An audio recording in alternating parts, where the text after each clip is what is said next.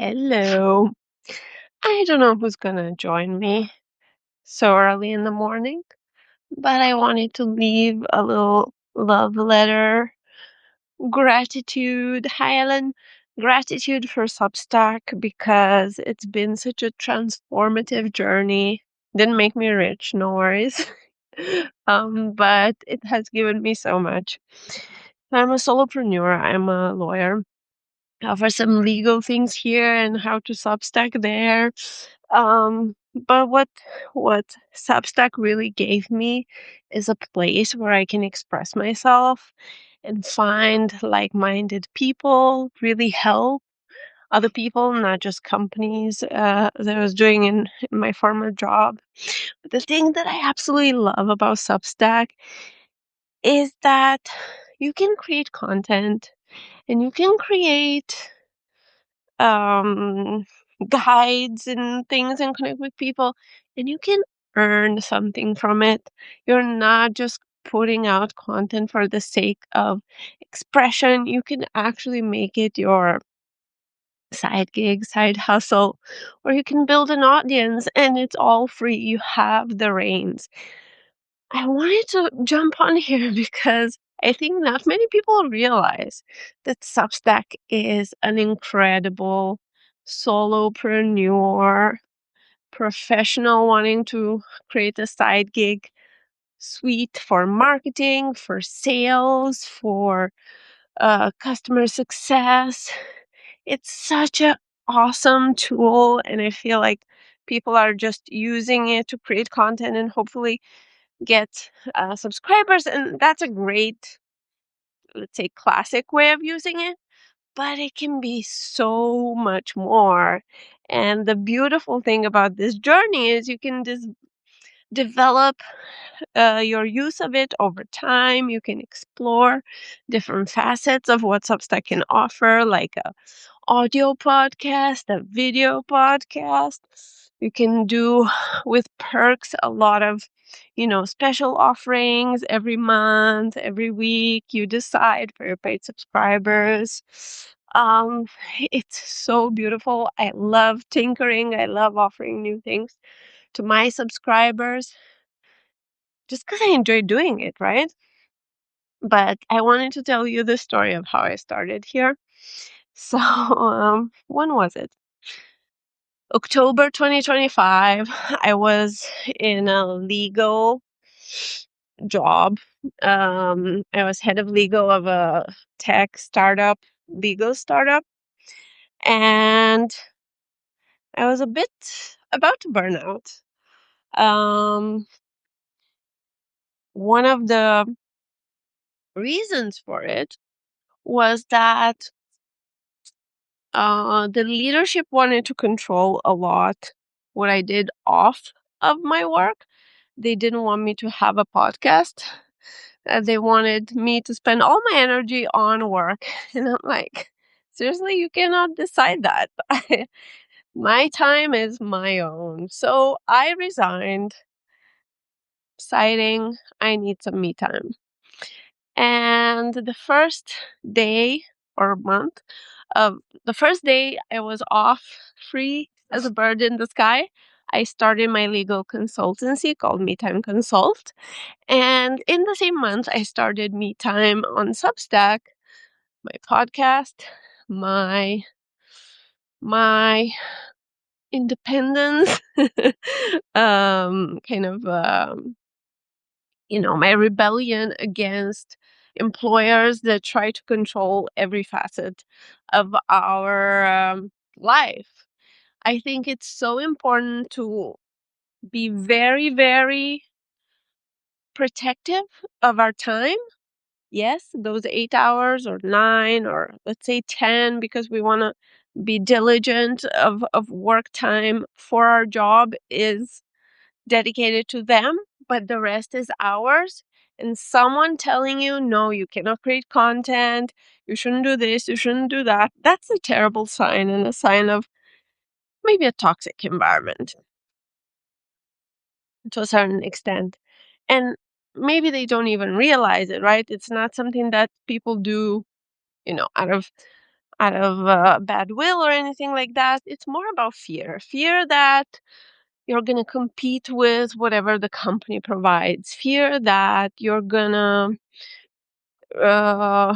waste your time and energy instead of giving it to your company. And I'm here to say that I don't think that's true. When you let people create, when you give people the freedom to do whatever they want with their lives, they will show up in work recharged. They will show up motivated because they are doing things, maybe not directly in their work, that gives them joy, right? So I think it's quite a small-minded attitude to deny your employees the opportunity to create content, to share their knowledge, even if it's professional and kind of overlaps with the work that they're doing paid for them. And when you experience that, I think it's a fair assessment or fair attitude to say, no, that's not for me. You're trying to get too much of my time, and that's not worth it. And part ways amicably and take back your power. And Substack was not only the place I came to create my podcast and the things I was not allowed to do when I was employed, but also a tool that I've used in creating different types of revenue and things beyond my legal consultancy. Because if I only did that, I would be bored. Drafting policies, terms and conditions, day in, day out, would have drained the life force out of me because it's not the most interesting, fun thing to do. My doggo is taking us to his girlfriend's house. So we're gonna just randomly wait here until he decides she's not home. Anyways, that's what I wanted to say about Substack and why I love it so much. And the last thing that I really love about Substack are the people. So intelligent, so open-minded, creative. They have this. I feel like everyone has gone through burnout, whoever's on Substack, and realized it's so important to be creative, express ourselves, take reins of our power, of our time, of our destiny, of our life. And I see this vibe everywhere, and I so love it. I feel like the awakened people are on stuff is Substack, and we need to get everyone over here. It'll happen over time. But yeah, that's what I love about Substack. It's a rant and a love note to them. And the first part about it being such a valuable tool. When I was working in this last legal job, we had a legal community that I was involved in. And the tool that we were using there for community building with newsletters and so on was called HubSpot. It costs an arm and a leg. You can get it for free for like very few subscribers. After that, you need to pay, and you need to pay a lot. That's why I love Substack. You have a podcast. You have a way to do master classes. You have the newsletter functionality. You have the recording studio. You have everything. You can even make money directly from Substack. She's not home, Gigi, or maybe she is, but sleeping. Just stalking Chichi's girlfriend. Um, you can make revenue directly on Substack. Love it so much. Is it perfect? No. Could it be better? I think it's getting better every day. The things that they put out lately that I super love are the perks, where you can give specific, very tangible things to your subscribers, and you can limit them in a lot of different ways. Like you can give discount codes to your other publications or courses and stuff like that, and limit how many of them you have, so you can basically sell tickets to an event through it to your subscribers at a discounted price or zero, but limited. So much control. And now they also launched, I forget how it's exactly called, but it's in the more settings of your articles where you can put sections of articles for different audiences. So for free subscribers, that's the default. Big truck passing by, just waiting a little bit for the for the noise to go away. Yes, you can put a section for your paid subscribers, yearly founding, into your publication, into your article directly. So no longer do we need to necessarily just put the paywall. So the stuff under the paywall is just for paid subscribers, and the stuff above is for everyone else. No, now you can, mention something, a guide, and then you can create a little section for your paid subscribers saying, here's your guide. You don't need to go somewhere else to find it because you have access because you're a paid subscriber.